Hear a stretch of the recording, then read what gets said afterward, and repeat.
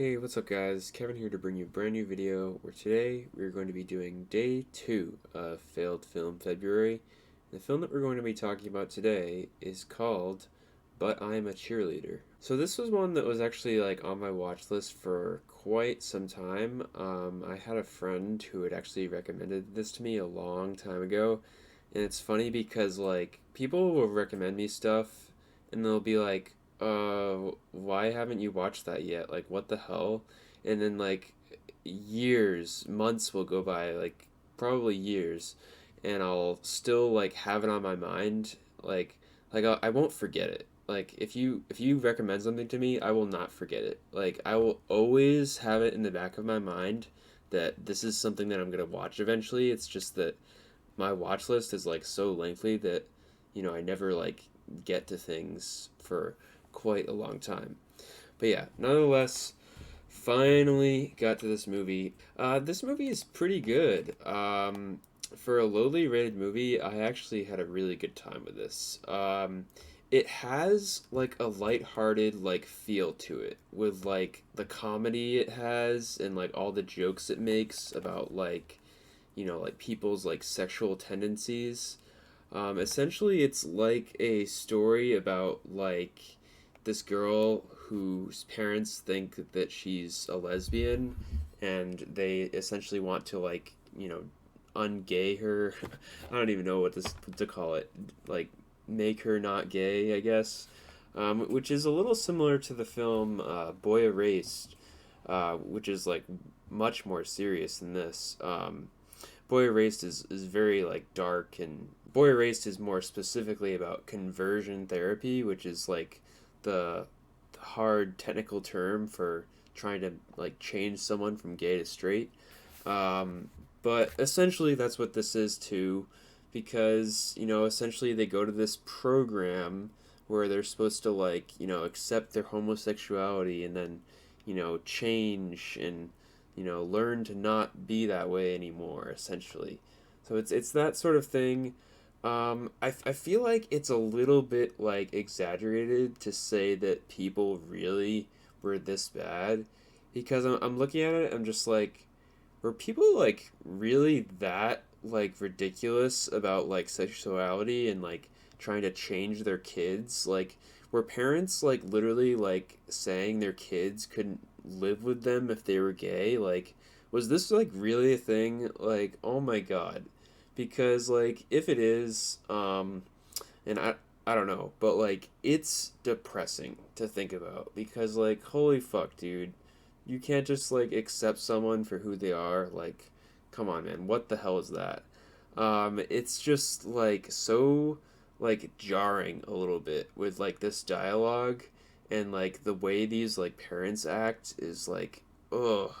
Some of it like got to me a little bit. I mean, but like it is also like not that serious though, but it's still like covering that topic in such a way that's like, oh man, I guess people were like this, huh? But it's fun though. It's still like fun because there's a lot of like good humor in it with like Natasha Lyonne and the jokes that she makes and all the humor that's in it and all the different characters, adding their own unique spin of humor. I also really liked RuPaul. I thought he was really funny in this. His presence is just like so good, and I really appreciated his character in this. And yeah, there's just like tons of funny moments throughout this. It's just so like breezy and just a pretty like laid back watch for a lot of it, even though the subject matter is pretty deep in that way. I mean, like this, the thing about this film is that it is a little bit like quirky, I will say. And that's like the one thing that like really brings it down for me is like, especially with like the score in this, there's like some like things about the score where it's like it like makes it out to be this like, I don't know, like mystery, like Carmen San Diego shit, or like I don't know, it plays weird a little bit at times where it's like, oh, what's going on with this girl now? You know, it's like, oh, okay, guess this is a thing. And you know, it has like a cool looking aesthetic, but at the same time, like, just like the tone of it, like overall, like how it goes about like showing stuff to you can just be a little bit off at times. I felt like I found it overall to be pretty enjoyable. I would recommend it. It's I actually watched this on YouTube, believe it or not. So there's like some YouTube videos that are literally just like the movie. If you look up like a movie, it'll just be like a YouTube video of it. But this is actually YouTube movies. So like, you know, it'll say like the channel is YouTube movies, and you click on it, and yeah, it brings you to the movie.